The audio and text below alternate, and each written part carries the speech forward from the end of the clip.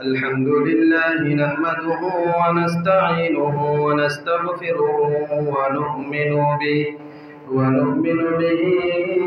ونتوكل عليه ونعوذ بالله من شرور أنفسنا ومن سيئات أعمالنا من يهده الله فلا مضل له ومن يضلله فلا هادي له ونشهد أن لا إله إلا الله وحده لا شريك له هو الذي لا ضد له ولا ند له ولا مثل له ولا مثيل له ولا مضارع له ولا مشابه له ولا خالق له ولا رازق له ولا جسم له ولا جسد له ولا ولد له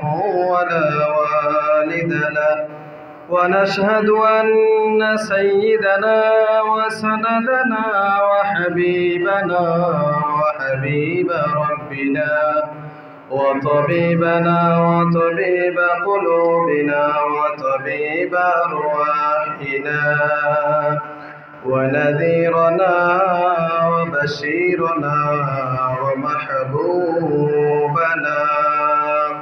ومحبوبنا ومرشدنا ومولانا محمدا عبد الله ورسوله الذي يرسله بالحق بشيرا ونذيرا وداعيا إلى الله بإذنه وسراجا وقمرا منيرا أما بعد فقد قال الله تعالى في كلامه المجيد وفي الفرقان الحميد أعوذ بالله من الشيطان الرجيم بسم الله الرحمن الرحيم فمن كان يرجو لقاء ربه فليعمل عملا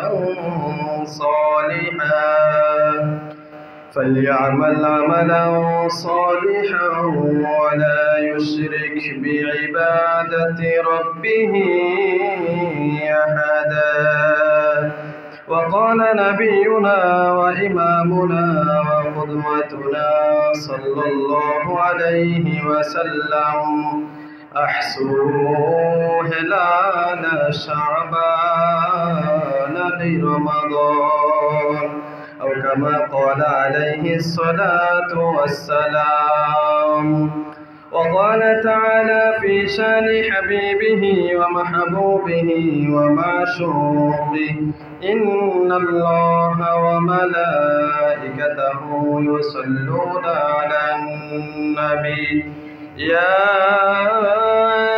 أيها الذين آمنوا صلوا عليه وسلموا تسليما اللهم صل على محمد وعلى آل محمد كما صليت على إبراهيم وعلى آل إبراهيم إنك حميد مجيد اللهم بارك على محمد وعلى آل محمد كما باركت على إبراهيم وعلى آل إبراهيم إنك حميد مجيد بلغ العلا بكماله كشف الدجى بجماله حسنت جميع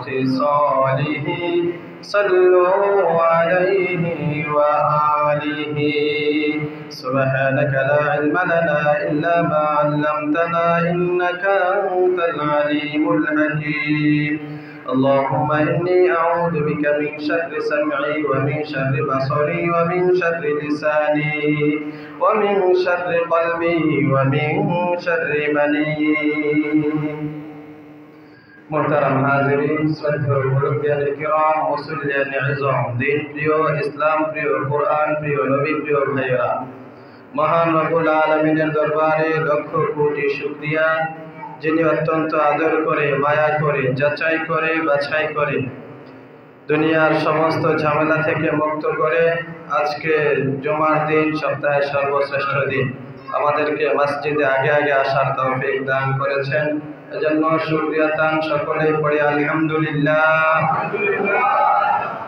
লক্ষ কোটি দুরূদ ও সালাম বিশ্ব মানবতার মুক্তির দূত আকায়ে নামদার তাজদার মদিনা সরকারে দু আলম সরওয়ারে দু আলম সরওয়ারে কায়নাত রহমাতুল লিল আলামিন কুদওয়াতুল লিল মুমিনিন ইমামুল মুরসালিন খাতামুন নবিয়্যিন হযরত মুহাম্মদ মুস্তাফা সাল্লাল্লাহু আলাইহি ওয়াসাল্লামের উপর মুহতারাম হাজিরিন আজকে আমরা যে জুমাটিতে উপনীত হয়েছি আরবি মাস অনুযায়ী পবিত্র মাহে রজবের আজকে শেষ তারিখ অর্থাৎ আজকে সন্ধ্যায় যে মাসটা শুরু হবে নতুন করে এটা হলো শাবান মাস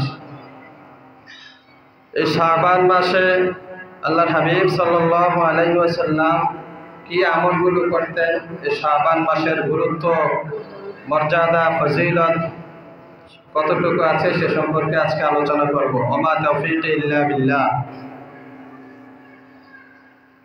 প্রথম কথা হলো আমরা গত মাস যে মাসটা আজকে বিদায় হচ্ছে রজব মাস এই মাসের শুরু থেকেই মাহে রমজানের প্রস্তুতির কথা বলতেছি এবং প্রস্তুতিমূলক অনেকগুলো আলোচনা হয়েছে এর ধারাবাহিকতায় আজকেও মাহে রমজানের প্রস্তুতিমূলক আলোচনাই হবে শাবান মাস রমজানের আগের মাস অর্থাৎ শাবান মাসের পরেই রমজান মাস তো এই শাবান মাস আসার সাথে সাথেই আল্লাহ হাবিব সাল্লাল্লাহু আলাইহি সাল্লাম সহ সাহাবায়ে কেরাম রিদওয়ানুল্লাহি আলাইহিম আজমাইন রমজানের জন্য পরিপূর্ণ প্রস্তুতি নিতে থাকতেন সুবহানাল্লাহ কারণ মাহে রমজান অত্যন্ত গুরুত্বপূর্ণ একটি মাস সম্মানিত মাস আমাদের সম্মুখে আসতেছে মেহমান হিসেবে তো দামি একজন মেহমান যখন বাড়িতে আসে তার ব্যবস্থাপনার জন্য তাকে ভালোভাবে যেন মেহমানদারি করানো যায় সেজন্য পরিবারের লোকেরা খুব আগ থেকেই ফিকিরমান থাকে চিন্তা ফিকির করতে থাকে ব্যবস্থাপনা রেডি করতে থাকে অনুষ্ঠানে অনেক বড় বড় মেহমান আসবে তো তাদের জন্য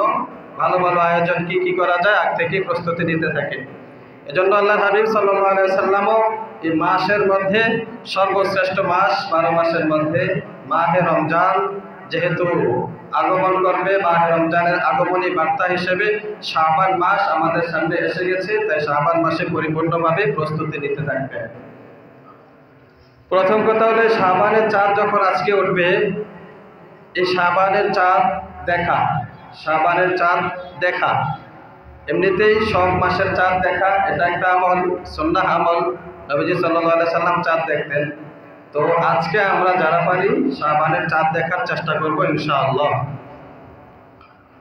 এই শাবানের চাঁদ দেখে অথবা 12 মাসের যে কোনো মাসের চাঁদ দেখে একটা দোয়া নবীজি সাল্লাল্লাহু আলাইহি সাল্লাম করতেন সাহাবায়ে কেরাম করতেন হাদিসের কিতাবেও এসেছে দোয়াটা হলো আল্লাহুম্মা আহিল্লাহু আলাইনা বিল আমনি ওয়াল ঈমান ওয়াস সালামাতি ওয়াল ইসলাম ওয়াত তাওফীক বিরাব্বিনা ওয়া রাব্বিল আলামিন এভাবে একটা দোয়া কয়েকভাবে বর্ণিত আছে হাদিসের মধ্যে চাঁদ দেখার পরে দোয়াটা পড়া যারা আরবিতে পারি আরবিতে বললাম না হলে কমপক্ষে বাংলাতে বলা আয় আল্লাহ এই চাঁদটাকে আমাদের জন্য শান্তিময় বানিয়ে দেন আয় আল্লাহ এই চাঁদ আমাদের জন্য নিরাপত্তা বানিয়ে দেন আমরা যেন এই চাঁদের মধ্যে ভালো ভালো আমল করতে পারি খারাপ কাজ থেকে যেন বিরত থাকতে পারি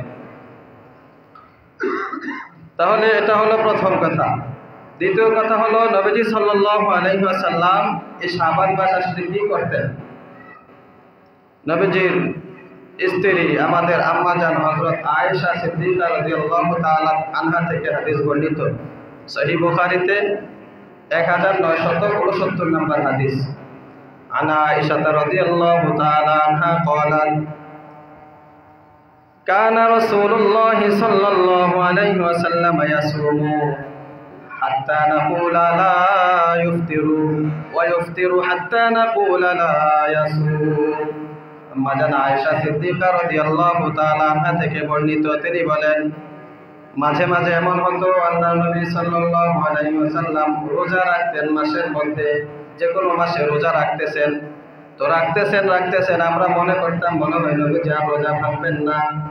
আবার মাঝে মধ্যে দেখতাম নবীজি রোজা ভাঙা শুরু করছেন, তো আমরা মনে করতাম মনে হয় নবীজি আর রোজা রাখবেন না। ফামা রাআইতু রাসূলুল্লাহি সাল্লাল্লাহু আলাইহি ওয়াসাল্লাম ইস্তাকমালা সিয়ামা শাহরিন ইল্লা রমাদান, আমি নবীজিকে কখনো দেখি নাই রমজান ছাড়া পরিপূর্ণ এক মাস রোজা রেখেছেন। রমজানে পরিপূর্ণ এক মাস রোজা রেখেছেন, এছাড়া আর কোনো মাসে নবীজিকে এক মাস লাগাতার রোজা রাখতে দেখি নাই। ওয়ামা রাআইতুহু আকসার সিয়ামান মিনহু ফি শাবান, এবং শাবান মাসের মতো এত বেশি নফল রোজা রাখতে আর কখনো আমি নবীজিকে দেখি নাই। তাহলে এই হাদিসটা দ্বারা আমরা বুঝতে পারলাম নবীজি সাল্লাল্লাহু আলাইহি সাল্লাম শাবান মাসে সবচেয়ে বেশি নফল রোজা রাখতেন। রমজানের পরে সবচেয়ে বেশি রোজা রাখতেন কোন মাসে? শাবান মাসে।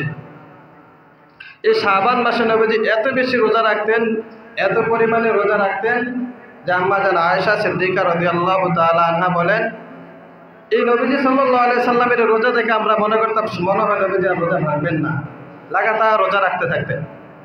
মুসলিম শরীফের আরেক হাদিসে আছে আল্লাহর হাবিব সাল্লাল্লাহু আলাইহি ওয়াসাল্লামের হাদিস, আবু হুরায়রা রাদিয়াল্লাহু তাআলা আনহু বর্ণনা করেন, নবী হুরায়রা রাদিয়াল্লাহু তাআলা আনহু قال كان رسول الله صلى الله عليه وسلم يصوم شعبان كله, আল্লাহর হাবিব সাল্লাল্লাহু আলাইহি ওয়াসাল্লাম শাবান মাসে পুরা মাস রোজা রাখতেন, ইল্লা কলিলা, অল্প কয়েকদিন ছাড়া পুরা মাস রোজা রাখতেন। অল্প কয়েকদিনের পরিমাণটা কতটুকু? নবীজি সাল্লাল্লাহু আলাইহি সাল্লাম বলে দিয়েছেন লা তাসুমু শাবানা ইল্লা তাসুমু শাবানা কুল্লা, তোমরা শাবান মাসে পরিপূর্ণ মাস পুরা মাস রোজা রাখবা না, শাবানের শেষ দিক দিয়ে বিয়াউমিন আও বিয়াউমাইনি, একদিন অথবা দুই দিন রোজা রাখবা না। তাহলে শাবান মাস রোজা রাখতে থাকবা, শেষ দিক দিয়ে দুই একদিন রোজা রাখবা না, দুই তিন দিন।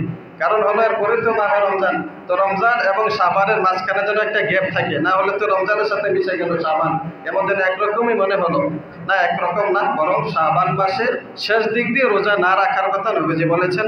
তার মানে বোঝা গেল আল্লাহ হাবিব সাল্লাল্লাহু আলাইহি সাল্লাম শাবানের শেষ কয়েকদিন রোজা রাখতেন না, এছাড়া বাকি দিনগুলোতে রোজা রাখতেন। এত বেশি পরিমাণে রোজা রাখার কারণটা কি ছিল? নবীজির প্রিয় একজন সাহাবী, যাকে হাদিসের কিতাবে বলা হয় হিব্বুর রাসূল সাল্লাল্লাহু আলাইহি ওয়াসাল্লাম। হিব্বুর রাসূল মানে নবীজির প্রিয় পাত্র, নবীজির প্রিয় পাত্র। তার নাম হলো উসামা ইবনে যায়েদ রাদিয়াল্লাহু তাআলা আনহুমা। উসামা ছোট্ট সাহাবী ছিলেন, বয়স কম ছিল, কারণ তার বাবা যায়েদ রাদিয়াল্লাহু তাআলা আনহু ছিলেন নবীজির পালক পুত্র, তো সেই হিসাবে সে পালক পুত্র ছিলেন, তাহলে নাতি। এজন্য নবীজি অনেক বেশি আদর করতেন, ছোট্ট সাহাবী ছিলেন, কাছাকাছি থাকতেন। তো উসামা ইবনে যায়েদ রাদিয়াল্লাহু তাআলা আনহু একদিন নবীজিকে জিজ্ঞাসা করে বলেন আন উসামা ইবনে যায়েদ রাদিয়াল্লাহু তাআলা আনহু قال قلت لرسول الله صلى الله عليه وسلم يا رسول الله, উসামা ইবনে যায়েদ রাদিয়াল্লাহু তাআলা আনহু বলেন আমি আল্লাহর হাবিব সাল্লাল্লাহু আলাইহি ওয়াসাল্লামকে একদিন জিজ্ঞাসা করলাম, ইয়া রাসূলুল্লাহ লাম আরাকা তাসুমু মিন শাহরিম মিনাশ শুহুর মা তাসুমু মিন শাবান, ইয়া রাসূলুল্লাহ ইয়া হাবিবাল্লাহ, শাবান মাসে আপনি এত বেশি পরিমাণে রোজা রাখেন, কারণটা কি? অন্য মাসে তো আপনাকে এত বেশি রোজা রাখতে দেখি না, রমজান ছাড়া অন্য মাসে এত বেশি রোজা আপনাকে রাখতে দেখি নাই, তাহলে শাবানে কেন আপনি এত বেশি রোজা রাখেন? নবীজি সাল্লাল্লাহু আলাইহি ওয়াসাল্লাম উত্তর দিলেন দুইটা কারণ, দুই কারণে আমি শাবান মাসে বেশি রোজা রাখি। এক নম্বরে নবীজি বলেন যাকা শাহরুন ইয়াগফুলুন নাসু আনহু বাইনা রজাবিন ওয়া রমাদান, এক নাম্বার কারণ হলো শাবান মাস এটা এমন একটা মাস যে মাসে মানুষ গাফেল থাকে, উদাসীন থাকে, কারণ এই শাবান মাসটা দুইটা মাসের মাঝামাঝি, একটা হলো রজব মাস, আগের মাসটা, পরের মাস হলো রমজান মাস। তো রজব মাস তো সম্মানিত 4 মাসের এক মাস, আর রমজান মাস তো হলো সর্বশ্রেষ্ঠ মাস। মাঝখানে শাবান মাসটা পড়ে গেল। এই শাবান মাস মানুষ উদাসীন থাকে। এটা আমরা বেশি একটা বুঝবো না, কারণ আমরা তো রজব মাস যে সম্মানিত মাস বা কোন মাসের কি সম্মান এটা আমরা অনেকেই জানি না। আল্লাহ তাআলা 12 মাস সৃষ্টি করেছেন, পৃথিবীর যেদিন সৃষ্টি করেছেন সেদিন থেকে এর মধ্যে 4টি মাসকে সম্মানিত করেছেন। এই কথাটা আমরা এখানে বলছি না, অনেকবার বলেছি। সে 4টা মাস কি? জিলকদ, জিলহজ, মুহররম, রজব। জিলকদ, জিলহজ, মুহররম আর হলো রজব। তাহলে সম্মানিত 4 মাসের মধ্যে একটা মাস হলো রজব মাস। তো আমাদের এখন তো আর সম্মানিত মাস আমরা এটা বেশি একটা বুঝি না। আমাদের কাছে সব বরাবর, কি মুহররম আর কি রজব আর কি রমজান সব আমাদের কাছে বরাবর হয়ে যায়, যদিও রমজান মাসে একটু পার্থক্য থাকে। এছাড়া অন্যান্য সম্মানিত মাসের সম্মান আমরা দিতে জানি না বা দেইও না, মনেও থাকে না। জিজ্ঞাসা করলে অনেকেই বলতে পারবো না যে সম্মানিত 4 মাস কি কি। কিন্তু সাহাবায়ে কেরাম 4 মাসকে অনেক মূল্যায়ন করতেন। এই 4 মাসে সব ধরনের যুদ্ধ বিগ্রহ সব কিছু বন্ধ থাকতো। 4টা মাসকে তারা আলাদাভাবে গুরুত্ব দিতেন। তো সেই হিসাবে রজব মাস একটা সম্মানিত মাস। আবার এই শাবান মাসের পরের মাসটা যে আসবে রমজান মাস, রমজান মাস যেটা আসবে এটা আবার সবচেয়ে শ্রেষ্ঠ মাস, পুরা 12 মাসের মধ্যে সবচেয়ে ফজিলতপূর্ণ মাস। তাহলে কেমন হলো? মাঝখানে শাবান মাসটা পড়ে গেল। তো এই শাবান মাসটা পড়ে যাওয়ার কারণে এই শাবান মাসে মানুষ উদাসীন থাকে, বেশি একটা আমল করে না। অথচ 1 মাস পরেই মাহে রমজান। তো এই মাসে যদি মানুষ উদাসীন হয়ে যায়, গাফেল হয়ে যায়, রমজানুল মোবারকে তাদের এই গাফলাতি কাটতে কাটতে, উদাসীনতা কাটতে কাটতে অনেক সময় লেগে যাবে। রমজান মাসের শুরু থেকে আর ইবাদত বন্দেগীতে মন বসানো সম্ভব হবে না। এজন্য আগ থেকে ইবাদতে মন বসাতে হবে। তো মানুষ যেন এই মাসে গাফেল না থাকে, এটা ছিল আল্লাহর হাবিব সাল্লাল্লাহু আলাইহি সাল্লামের সুন্নাহ। যে কোনো বিষয় ইসলামে যদি এটার অমনোযোগিতা থাকে, মানুষ যদি দেখা যায় যে এটা বেশি একটা গুরুত্ব দেয় না, নবীজি সাল্লাল্লাহু আলাইহি সাল্লাম এটার মধ্যে গুরুত্ব দিতেন, যাতে করে মানুষ এটাকে অবহেলা না করে। আর এটার ফজিলত বেশি। যেমন আমরা রাতের বেলা যখন তাহাজ্জুদের নামাজ হয়, তাহাজ্জুদের নামাজ পড়ে এলাকাতে এরকম লোক কয়জন পাওয়া যাবে? এখন জমাতে আমরা যতজন আছি, যদি খোঁজ করা হয় 1 কাতার পরিমাণ লোকও পাওয়া যাবে না এলাকার মধ্যে আজকে তাহাজ্জুদের নামাজ পড়েছে। তাহলে এই সময়টা একটা গাফলতির সময় হয়ে গেল কিনা, অমনোযোগিতার সময় হয়ে গেল, উদাসীন সময় হয়ে গেল, যে সময়ে মানুষ সাধারণত নামাজ পড়ে না, ঘুমিয়ে থাকে। কিন্তু নবীজি সাল্লাল্লাহু আলাইহি ওয়াসাল্লামের অভ্যাস ছিল যেন এই টাইমে যে নামাজ পড়বে তার ফজিলত আল্লাহর দরবারে বেশি হবে। সুবহানাল্লাহ। কারণ এই সময় তো মানুষ নামাজ পড়ে না, যে পড়তে পারবে তাকে আল্লাহ তাআলা শ্রেষ্ঠ মর্যাদা দান করবে। সুবহানাল্লাহ। এটা হলো ইসলামের সুন্নাহ। ঠিক তদ্রূপ কোনো একটা মানুষ মনে করেন দিনমজুর বা পরিষ্কার পরিচ্ছন্ন করে, রাস্তাঘাট সাফাই করে, এ ধরনের একেবারে নিম্নমানের নিম্ন শ্রেণীর মানুষ। তো সাধারণত আপনি একজন সম্মানিত লোককে দেখলে সালাম দেন, চেয়ারম্যান সাহেবকে, মেম্বার সাহেবকে, মসজিদের ইমাম সাহেবকে, মুরব্বীদেরকে, সম্মানিত লোকদেরকে দেখলে সবাই সম্মান করে। কিন্তু নিম্ন শ্রেণীর লোকদেরকে কেউ একটা সম্মান করতে চায় না বেশি একটা। কিন্তু আল্লাহ হাবিব সাল্লাল্লাহু আলাইহি সাল্লামের সুন্নাহ হলো এই নিম্ন শ্রেণীর লোকটাকেও যে সম্মান দেখাতে পারবে, সালাম দেখাতে পারবে, আল্লাহ তাআলার কাছে এটা প্রিয় আমল হয়ে যাবে। সুবহানাল্লাহ। কারণ মানুষ তো তার ব্যাপারে গাফেল, তো তাকে একটু মূল্যায়ন করা, তাকে একটু সম্মান দেওয়া, এটা হলো ইসলামের সুন্নাহ। ইবনে রজব হাম্বলি রাহমাতুল্লাহ আলাইহি ওনার কিতাবে লিখেছেন, নবী সাল্লাল্লাহু আলাইহি সাল্লাম সর্বক্ষেত্রে দেখা যেত এটা যেটা মানুষ করতে চায় না। ইবনে রজব হাম্বলি রাহমাতুল্লাহ আলাইহি বিশাল বড় একজন আলেম ছিলেন, বুজুর্গ ছিলেন, তাবিঈ ছিলেন। তিনি ওনার কিতাবের মধ্যে লিখেছেন যে ঠিক তদ্রূপ কেউ যদি বাজারে গিয়ে জিকির করে, বাজারে তো সাধারণত মানুষ জিকির করে না, বাজারে গেলে হই হুল্লোড়, এটা কত ওইটা কত, এটা এমন হইলো কি লেখা, ওইটা এমন হইলো কি লেখা, এই চিল্লা পাল্লা বাজারে চলতে থাকে। ইবনে রজব হাম্বলি রাহিমাহুল্লাহ বলেন, বাজারে কেউ যদি গিয়ে জিকির করতে পারে এবং একটু উচ্চ স্বরে জিকির করে, লা ইলাহা ইল্লাল্লাহ, লা ইলাহা ইল্লাল্লাহ। আরেকটা জিকিরের কথা আছে, লা ইলাহা ইল্লাল্লাহু ওয়াহদাহু লা শারীকা লাহু, লাহুল মুলকু ওয়া লাহুল হামদু ইহয়ী ওয়া ইউমীত ওয়া হুয়া আলা কুল্লি শাইইন কাদির। ইবনে রজব হাম্বলি রাহিমাহুল্লাহ বলেন, তার মর্যাদা আল্লাহ তাআলার কাছে অনেক গুণ বেড়ে যায়। সুবহানাল্লাহ। কারণ বাজার তো জিকিরের জায়গা না, সেখানে যদি কেউ জিকির করতে পারে তাহলে কেমন যেন এই জায়গাটা সম্মান করা হলো। এখানে তিনি একটা সুন্নাহকে জিন্দা করলেন, এখানে জিকির করে পরিবেশটা ভালো করে দিলেন। তো নবীজি সাল্লাল্লাহু আলাইহি সাল্লামও শাবান মাসে রোজা রাখতেন, এই কারণে বেশি বেশি রোজা রাখতেন যে এই মাসে মানুষ বেশি একটা ইবাদত বন্দেগী করতো না। আগের জমানার কথা, এখনকার জমানা আমরা সব মাসে সমান, কিন্তু আগে রজব মাসকে মূল্যায়ন করা হতো, শাবান মাসে বেশি একটা মূল্যায়ন করা হতো না।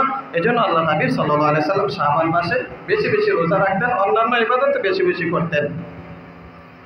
এটা হলো হাদিসের প্রথম অংশ। দ্বিতীয় কারণ যেটা নবীজি সাল্লাল্লাহু আলাইহি সাল্লাম এই শাবান মাসে বেশি রোজা রাখার কারণ, দ্বিতীয় কারণ যেটা হযরত ওসামা বিন যায়েদ রাদিয়াল্লাহু তাআলা আনহুকে নবীজি যেটা বলেছেন সেটা হলো, নবীজি বলেন ওয়া শাহরুন তুরফাউ ফীহিল আমালু ইলা রাব্বিল আলামিন ফাউহিব্বু আন ইউরফা আমালি ওয়া আনা সাইম। এই শাবান মাস হলো এমন একটা মর্যাদাপূর্ণ মাস, এই শাবান মাসে আল্লাহ তাআলার কাছে বান্দাদের আমলনামা পৌঁছে দেওয়া হয়। সুবহানাল্লাহ, বান্দাদের আমলনামা আল্লাহর কাছে পৌঁছানো হয়। ফাউহিব্বু আন ইউরফা আমালি ওয়া আনা সাইম, আমিও চাই আমার আমল যেন আল্লাহ তাআলার কাছে এমন অবস্থায় দেখানো হয় যে অবস্থা আমি রোজাদার। মনে করেন কোম্পানিতে কাজ করেন, আপনি কাজ করেন সব সময়, মালিক এক সময় আসলো বা আপনার কাজের রিপোর্ট নেওয়া হবে, আয়সা দেখতেছে আপনি মোবাইল টিপতেছেন, ফেসবুক চালাইতেছেন, বাড়িতে এই মধ্যে কথা বলতেছেন, তাহলে কি মালিক খুশি হবে না নারাজ হয়ে যাবো? নারাজ হয়ে যাবো। অথচ আপনি বলবেন আমি তো পুরা সময় কাজ করেছি, এই মাত্র একটু মোবাইলটা নিয়েছিলাম, এমন সময় আয়সা বস দেখে ফেলাইছে।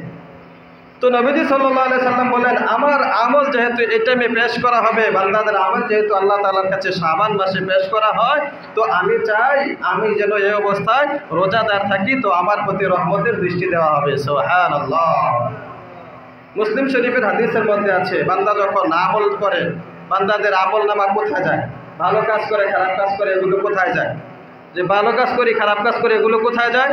মুসলিম শরীফের হাদিসের মধ্যে আছে আল্লাহর হাবিব সাল্লাল্লাহু আলাইহি ওয়াসাল্লাম বলেন প্রতিদিন আল্লাহ তাআলা দুই দল ফেরেশতাকে পাঠান। কয় দল ফেরেশতা? দুই দল ফেরেশতাকে পাঠান। এক দল আসে সকালবেলা, আরেক দল আসে সন্ধ্যাবেলা। সকালবেলা যাদেরকে পাঠানো হয় তারা সারাদিন ডিউটি করতে থাকে, তারা সারাদিন ডিউটি করে দিন শেষে যখন সন্ধ্যা হয়ে যায় তারা আল্লাহ তাআলার কাছে গিয়ে রিপোর্ট পেশ করেন। আবার সন্ধ্যাবেলায় আরেক দল ফেরেশতা আসেন, তারা রাতের আমলনামা লিখতে থাকেন। রাত যখন শেষ হয়ে যায় সকালবেলা আবার তারা এই আমলনামা আল্লাহর কাছে পৌঁছে দেন। তাহলে প্রতিদিন দুইবার করে দেওয়া হয়। আবার সাপ্তাহিক রিপোর্ট দেওয়া হয় সোমবার এবং বৃহস্পতিবার। আবার বাৎসরিক রিপোর্ট দেওয়া হয় প্রতি শাবান মাসে। বিভিন্ন কোম্পানিতে এরকম সিস্টেম আছে যে কাজের রিপোর্ট দিতে হয়। ঊর্ধ্বতন কর্মকর্তা যারা আছেন ওনাদেরকে এভাবে রিপোর্ট পেশ করতে হয়। দৈনিক রিপোর্ট, কোথাও সাপ্তাহিক রিপোর্ট, কোথাও মাসিক রিপোর্ট, কোথাও বাৎসরিক রিপোর্ট দিতে হয়। তো আল্লাহ তাআলাও বান্দাদের আমল নামাকে এভাবে কয়েকটা ভাগ করেছেন। প্রতিদিন দুই দল ফেরেশতা আছে, ওনারা দৈনিক রিপোর্টটা আল্লাহ তাআলার কাছে পেশ করেন। আবার আল্লাহ তাআলা নিযুক্ত করে রেখেছেন ফেরেশতাদেরকে প্রতি সোমবার এবং বৃহস্পতিবার। এজন্য নবীজি সাল্লাল্লাহু আলাইহি সাল্লাম সোমবারও রোজা রাখতেন, বৃহস্পতিবারও রোজা রাখতেন, কারণ এই অবস্থা আল্লাহ তাআলার কাছে আমল নামা পেশ করানো হয়।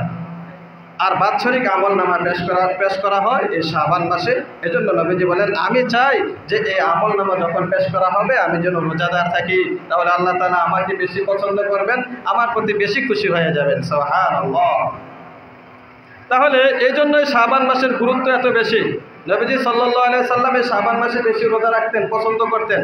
আয়েশা রাদিয়াল্লাহু তাআলা আনহা আরো বলেন কানা আহাব্বু শুহুরি ইলা রাসূলিল্লাহি সাল্লাল্লাহু আলাইহি ওয়াসাল্লাম আইয়াসুমাহু শাবান।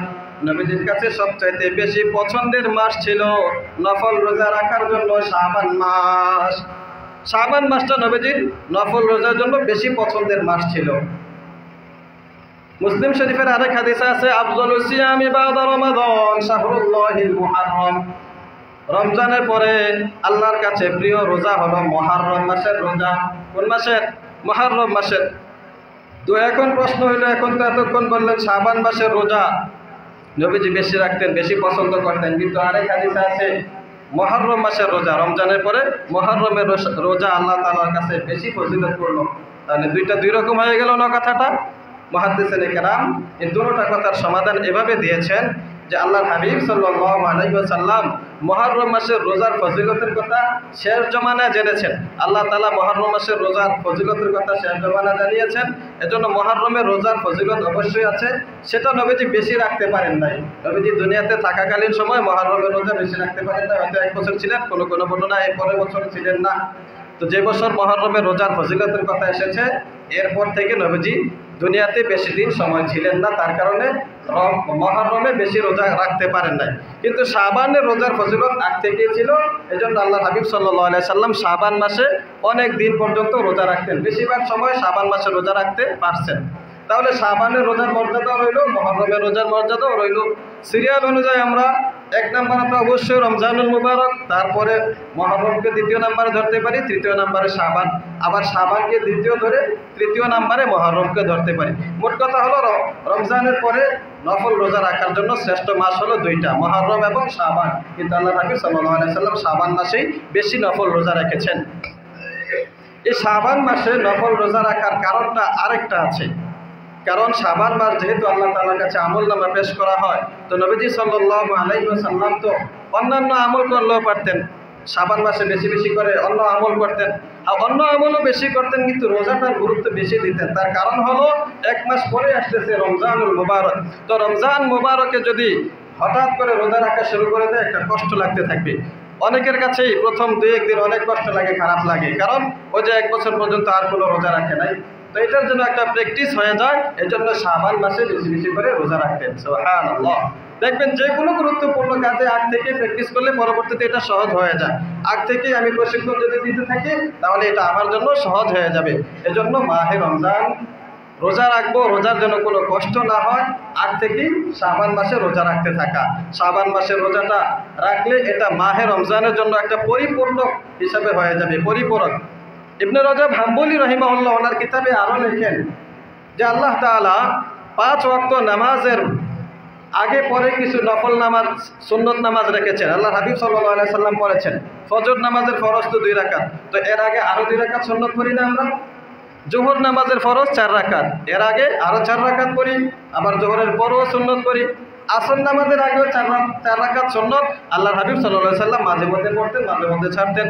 তাহলে আসরের আগেও সুন্নত পড়ার কথা আছে, মাঝে মধ্যে পড়তেন, কিন্তু জরুরি না, যে চায় পড়তে পারবে 4 রাকাত সুন্নত।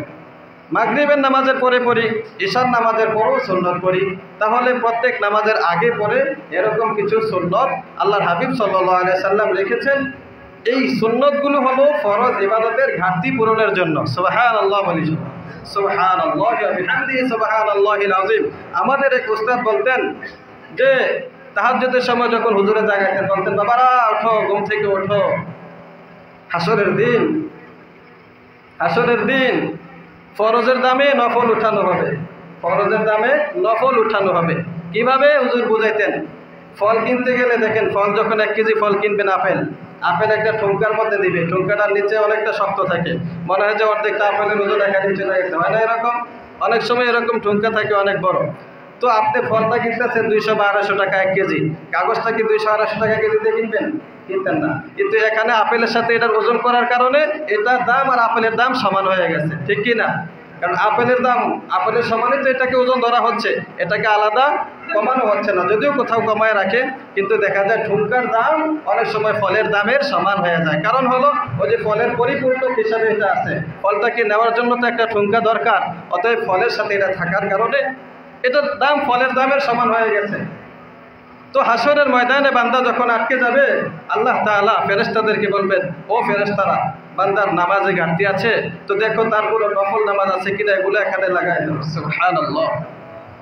রোজায় ঘাটতি, ফরজ রোজায় ত্রুটি হয়ে গেছে, কিছু সমস্যা দেখা দিছে, তো আল্লাহ তাআলা বলবেন যে বান্দার আমল নামায় কোনো নফল রোজা আছে নি, দেখো এই নফল রোজাগুলো এখানে দিয়ে দাও।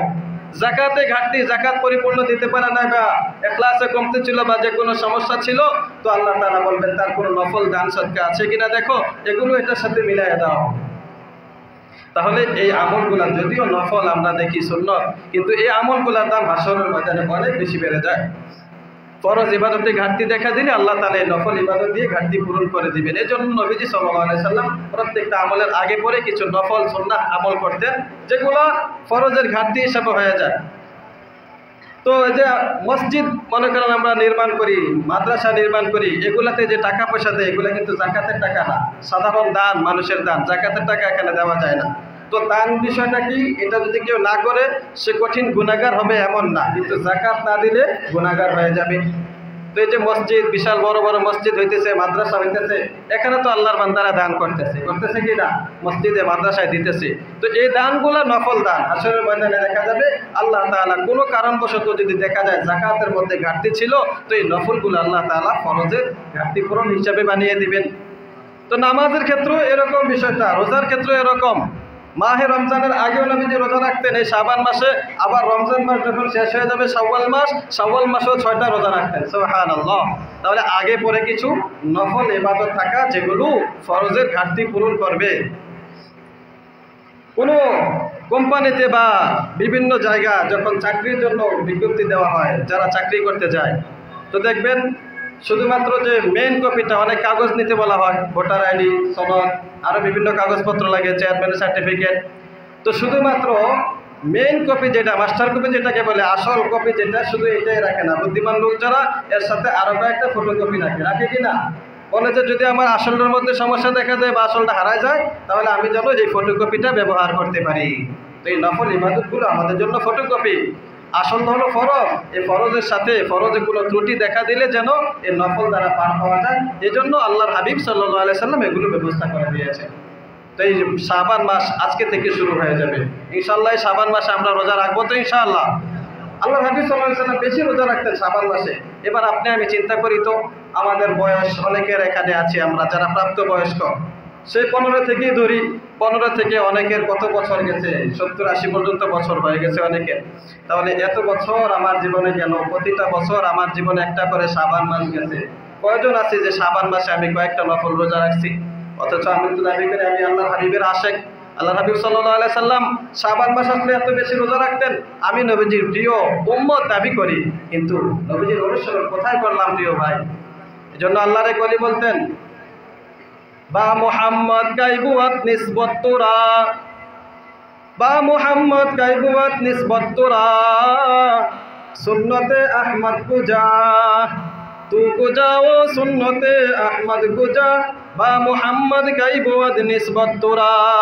ফার্সি কবি আল্লাহওয়ালা বুজুর্গ উনি বলতেন যে তুমি কোথায় আর আল্লাহর হাবিব সাল্লাল্লাহু আলাইহি সাল্লাম কোথায়? বলতেছো আল্লাহর হাবিবের অনুসরণ করি।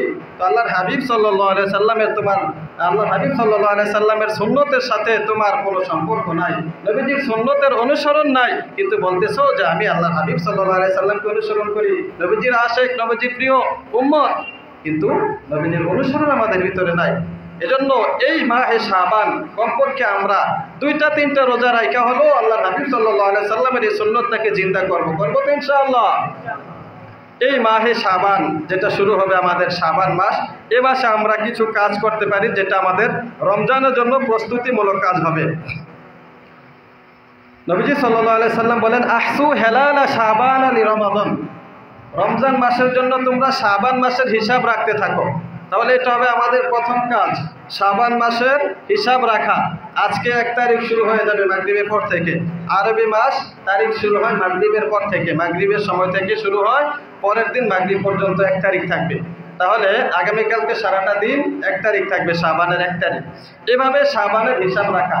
তাহলে শাবানের 1 দিন গেলে রমজানের আর এতদিন বাকি আছে, 2 দিন গেলে রমজানের আর এতদিন বাকি আছে, 3 দিন গেলে রমজানের আর এতদিন বাকি আছে, এভাবে একটা হিসাব রাখা। এটাও নবীজি সাল্লাল্লাহু আলাইহি সাল্লামের নির্দেশ। তাহলে এই আমলটা আমরা করব, রমজানের হিসাব রাখবো, শাবান মাসের হিসাব রাখবো, এটাও আলাদা একটা সুন্নাহ। তাহলে প্রথম কাজ হবে আমাদের এই শাবান মাসের হিসাব রাখতে থাকা। আহসু হেলাল রমাদান হেলাল শাবান লি রমাদান, নবীজি সাল্লাল্লাহু আলাইহি সাল্লাম বলেন যে তোমরা রমজানের জন্য শাবান মাসের হিসাব রাখতে থাকো। আয়েশা সিদ্দিকা রাদিয়াল্লাহু তাআলা আনহা বলেন, আনা আয়েশা রাদিয়াল্লাহু তাআলা আনহা ক্বালাত কানা রাসূলুল্লাহি সাল্লাল্লাহু আলাইহি ওয়াসাল্লাম ইয়াতাহাফাযু শাবান মা লা ইয়াতাহাফাযু মিন গায়রিহি।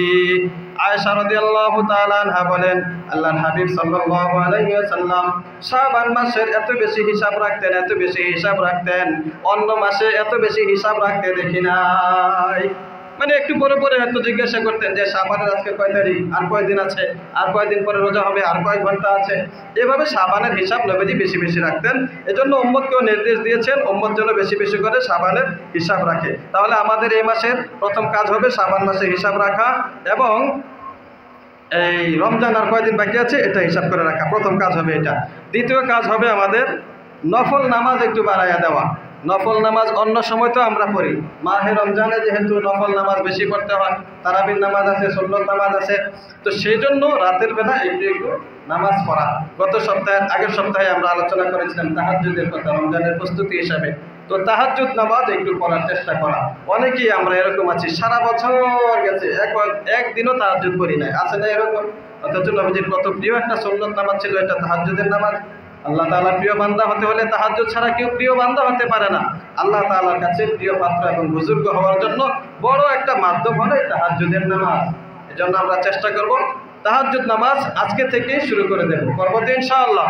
যে কয়েকদিন পারি, না পারলে অন্যান্য নফল নামাজ পড়া, ইশার পরে কয়েক রাকাত পড়া, মাগরিবের পরে কয়েক রাকাত নফল পড়া, জোহরের পরে পড়া, আসরের পরে আর ফজরের পরে না। আসর নামাজ থেকে মাগরিব পর্যন্ত এই টাইমটা নফল না, ফজরের পর থেকে সূর্য ওঠা পর্যন্ত এই টাইমেও নফল না, বরং সূর্য ওঠার পরে পড়া যাবে। ইশরাকের নামাজ, পরে আছে চাশতের নামাজ। তো এইভাবে নফল নামাজের পরিমাণটা একটু বাড়ায় দেওয়া। প্রথম কাজ হলো আমরা মাসের হিসাব রাখবো, গণনা করব। দ্বিতীয় কাজ হলো এই মাসে আমরা একটু নফল ইবাদত করব, বিশেষ করে তাহাজ্জুদের নামাজ পড়ার চেষ্টা করবো ইনশাআল্লাহ। দ্বিতীয় কাজ হলো একটা সূক্ষ্ম একটা আমল, এটা আমরা অনেকে জানি, আবার জানার পরে আমলটা করি না। এই মাসে জাকাত দেওয়া। এ মাসে কি দেওয়া? জাকাত দেওয়া। বলবেন হুজুর জাকাত তো আমরা সবাই রমজানে দিই, রমজানের ফজিলত তো আপনারা শোনান বেশি বেশি, রমজান মাসে দিলে এত সওয়াব পাওয়া যায়। হ্যাঁ, রমজান মাসের ফজিলত আপন জায়গায় বহাল আছে, এটার মর্যাদা অবশ্যই আছে। কিন্তু নবীজি সাল্লাল্লাহু আলাইহি সাল্লামের ওই যে সুন্নত আমল বলছিলাম, যে কাজটা মানুষ সহজে করে না, এটা নবীজি করতেন, সাহাবায়ে কেরাম করতেন, এটার গুরুত্ব বাড়ানোর জন্য, এটার দিকে মনোযোগী হওয়ার জন্য। এই যে শাবান মাস আসলে যদি কেউ জাকাত দিতে পারে বা জাকাত দেয়, যারা দরিদ্র আছে, মাহে রমজানে অনেক কষ্ট করতে হয়, তাদের দৈনিক কাজ করতে হয়, এরকম কিছু লোক দেখবেন যে কাজের কারণে রোজা রাখতে পারতেছে না। রমজান মাসে জিজ্ঞাসা করবেন ভাই রোজা রাখো না কেন? বলে যে হুজুর সারাদিন কাজ করতে হয়, রোজা রাখার সুযোগ হইতেছে না। তো যদি এরকম লোক বাস্তবে থাকে যে তার রমজান মাসে কিছু কাজ কমায়া তার টাকা যদি ব্যবস্থা করে দেওয়া যায়, তাহলে সে রমজানে রোজা রাখবে বাছাইকৃতভাবে। বাছাই করে এরকম কিছু লোক দেখবেন যারা আসলে অনেক কষ্ট করে, অনেক কাজ করে, কিন্তু কাজের কারণে রমজানে রোজা রাখতে পারতেছে না। এরকম কিছু লোককে আপনার জাকাতের টাকা এই মাসে দিয়ে দেন। এই মাসে দিয়ে দিলে তাহলে তার মাহে রমজানটা ভালো কাটবে, রমজান মাসে তার টেনশন কমে যাবে, রমজান মাসে টাকা পয়সার জন্য এত বেশি কষ্ট করতে হবে না। এরকম লোক যদি থাকে তাহলে এই কাজটা করা। তাহলে এই মাসে যারা পারি আমরা জাকাতের টাকা কিছু হলেও দিয়ে দেব অন্যদের জন্য। গরিব দরিদ্র যারা আছে তারা যেন রমজানে এত পেরেশানিতে পড়তে না হয়, ভালোভাবে যেন তারা রমজানটা কাটাইতে পারে ইনশাআল্লাহ। 4 নম্বরে আমরা যে কাজটা করতে পারি সেটা হলো নফল রোজা। রোজার ব্যাপারে তো এতক্ষণে হাদিস বললাম, আল্লাহ নবী সাল্লাল্লাহু আলাইহি সাল্লাম রোজা রাখতেন। তো এই মাসে আমরা কমসে কম সপ্তাহে 2 দিন, সোমবার এবং বৃহস্পতিবার যদি রোজা রাখা যায়, তাহলে নবীজির নিয়মিত আমল ছিল এটা, এটার উপর আমল হয়ে গেল, আবার শাবান মাস হিসেবে আমল হয়ে গেল, আবার রমজানের জন্য প্রস্তুতি হয়ে গেল। এটা যদি না পারি সপ্তাহে একটা, না পারলে এই মাসের মধ্যে কমপক্ষে 2-1টা হলো রোজা রাখবো ইনশাআল্লাহ। তারপরে 5 নম্বরে যে আমলটা আমরা করতে পারি সেটা হলো রমজানের আলোচনা করা, রমজানের ফাজাইল মাসাইল জানতে থাকা। রমজান মাস শুরু হয়ে যাবে, প্রথম দিন থেকে শুরু হওয়ার পরে যদি আমি গিয়ে রমজানের মাসালা মাসাইল জানতে চাই বা ফাজাইল জানতে চাই, তখন বেশি একটা উপকার আসবে না। অনেক সময় দেখা যাবে প্রথম রোজাটা আমার ভাঙ্গা গেছে, কি কারণে ভাঙ্গা গেছে পরবর্তীতে জানতে পারলাম, আগে জানতাম না, তাইলে লাভ হইল কি? একটা রোজা তো নষ্ট হয়ে গেল। এজন্যই মাসালা মাসাইলগুলো আগ থেকে জানা, যেখানে গেলে জানা যাবে, ওস্তাদের কাছ থেকে জানা বা কিতাব পড়ে জানা, অথবা ইউটিউবের মধ্যে ভালো কোনো আলেম আলোচক থেকে এই মাসআলা মাসাইলগুলো জানতে থাকে। এখন থেকে চেষ্টা করা যে রমজানের যত মাসআলা মাসাইল আছে, কি কারণে রোজা ভেঙে যায়, কি কারণে মাকরুহ হয়ে যায়, কি কারণে রোজার সওয়াব বেড়ে যায়, কি কারণে রোজা সওয়াব কমে যায়, এই বিষয়গুলো জানতে থাকা। তাহলে এই কাজটা আমরা এই মাস থেকে শুরু করতে পারি। 6 নম্বরে যে কাজটা আমরা করতে পারি সেটা হলো রমজানের একটা রুটিন করে নেওয়া। এখন থেকে যে রমজানটা আসার পরে আমি এইভাবে কাটাবো, এখন যেরকম করতেছি এরকম না, আমার একটু পরিবর্তন হতে হবে। মাহে রমজান আল্লাহর নৈকট্যপ্রাপ্ত বান্দা হওয়ার একটা মাধ্যম। তো রমজানে কিভাবে সময়টা কাজে লাগাবো, এখন থেকে পরিকল্পনা করতে থাকা, এটা একটা কাজ, এটা একটা আমল। তারপরে কোরআন শেখা। মাহে রমজান এই মাসটা, বিশেষ করে শাবান মাসকে কিতাবে বলা হয় শাহরুল কুরআন, মানে কারি সাহেবদের মাস। কোরআনের হাফেজ যারা, কোরআনের আলেম যারা হয়, তারা এই মাস থেকে কোরআনের চর্চা শুরু করে দেয়। এজন্য আমরা যারা কোরআনের তেলাওয়াত করতে না পারি, এখন থেকে শেখার চেষ্টা করা, যারা পারি এই মাস থেকেই তেলাওয়াত শুরু করে দেবো ইনশাআল্লাহ। মাহে রমজানের জন্য বসে থাকবো এমন না যে রমজান আসলে খতম দেবো, প্রথম থেকে শুরু করবো না, বরং এই মাস থেকেই শুরু করা চাই। তারপরে যে কাজটা করতে পারি সেটা হলো রমজানের আলোচনা করা। এখন থেকে যে রমজান আসবে, রমজানের 5 দিন 10 দিন, 15 দিন, 20 দিন, 30 দিন, 40 দিন, 50 দিন, 60 দিন, 70 দিন, 80 দিন, 90 দিন, 100 দিন, 120 দিন, জীবনে আমার জীবনে এই রমজানকে শেষ রমজান মনে করা যে এই রমজানটাই আমার জীবনের শেষ রমজান। অতএব এই রমজানটাকে আমাকে পুরোপুরিভাবে কাজে লাগাতে হবে, 100 থেকে 100% সময় আমার কাজে লাগাতে হবে। কারণ গত রমজানে অনেকে ছিলেন, তারা আজকে নাই, এরকম আছে না আমাদের পরিচিত? গত রমজান মাসে এই এলাকাতেও তো ছিল অনেকজন। এই রমজানে একটু চিন্তা করবেন ঘুমের আগে দিয়ে, দেখি কে কে ছিল গত রমজানে আমাদের সাথে তারাবি করছে। হিসাব করে দেখবেন অনেকেই নাই। আত্মীয় স্বজন অনেকে ছিল গত রমজানে, এই রমজানে তারা নাই। তাহলে কি গ্যারান্টি আছে আপনি আমি আমার আগামী রমজানে থাকতে পারবো? আগামী রমজান আপনি আমি পাবো, কোনো গ্যারান্টি নাই। এজন্য এই রমজানকে শেষ রমজান মনে করা, শেষ রমজান মনে করে তার গুরুত্ব বাড়িয়ে দেওয়া। তারপরে যেটা গুরুত্বপূর্ণ একটা মাসালা, সেটা হলো মা বোন যারা আছে, আমাদের মা বোনেরা, আমাদের রোজা কাজা থাকে। মা বোনদের রমজান মাস, সব মাসে রোজা কাজা হয়, প্রাকৃতিক কারণে আল্লাহ তাআলা এটা রেখেছেন তাদের জন্য। যখন অসুস্থ হয়ে যায় তখন রোজাও রাখতে পারবে না, নামাজও পড়তে পারবে না। এবং আমরা যারা এখানে আছি বিবাহিত ভাইয়েরা, আমাদের মাসালা জানা উচিত, ওই সময় স্ত্রীদের সাথে মেলামেশাও করা যাবে না। স্ত্রীরা যখন অসুস্থ হয়ে যাবে তখন তাদের সাথে মেলামেশা করা যাবে না, একসাথে থাকবেন কিন্তু চূড়ান্ত পর্যায়ের মেলামেশা করা যায় না। তো যাই হোক, এটা হলো মাসালা। আমাদের মা বোন যারা গত রমজানে রোজা কাজা হয়ে গেছে, কারো 7টা, কারো 8টা, কারো 10টা, কারো 3টা, 4টা, 5টা, এরকম, এই রমজানের কাজা রোজাগুলো এই মাসেই রেখে দেওয়া। কারণ আয়েশা সিদ্দিকা রাদিয়াল্লাহু তাআলা আনহা থেকে বর্ণিত, তিনি বলেন, আমার যে রমজানের রোজাগুলো কাজা হয়তো পরবর্তী রমজান আসার আগে শাবান মাসে এই রোজাগুলো কাজা করে নিতাম। কারণ হলো শাবান মাস আসলে আল্লাহর হাবিব সাল্লাল্লাহু আলাইহি সাল্লামও রোজা রাখতেন, তাহলে আমার সুবিধা হইতো। কারণ শাবান মাস ছাড়া অন্য সময় নবীজি কখনো রোজা রাখতেন, কখনো ভাঙতেন, তো নবীজির সাথে সময় দিতে হতো। আর মা বোনদের জন্য এটা গুরুত্বপূর্ণ একটা মাসআলা, স্বামীর অনুমতি ছাড়া নফল রোজাও রাখা যাবে না। স্বামী যদি ঘরে থাকেন তখন স্বামী থেকে জিজ্ঞাসা করে নফল রোজা রাখতে হবে। কারণ হলো স্বামী যদি চান তার প্রয়োজন পূরণ করতে দিনের বেলা ডাকলে স্ত্রী অবশ্যই সাড়া দিতে হবে, এটা মাসআলা। এই জন্য নফল রোজা অন্য সময় আম্মা জান আয়েশা সিদ্দিকা রাদিয়াল্লাহু তাআলা আনহা রাখতেন নফল, কিন্তু কাজা রোজাগুলো ধারাবাহিকভাবে রাখতে পারতেন না, শাবান মাস আসলে রাখতেন। এই জন্য মা বোনদেরকে অনুরোধ করবো, যাদের আওয়াজ পৌঁছতেছে, যাদের কাছে এখনো আমরা যারা আছে, আমাদের মা বোন স্ত্রী যারা আছে, তাদেরকে জানিয়ে দেবো কাজা রোজাগুলো যেন এই মাসে আদায় করে নেয়। ইনশাআল্লাহ আল্লাহ তাআলা আমাদেরকে এই কথাগুলোর উপর আমল করার তৌফিক দান করুন। আমিন।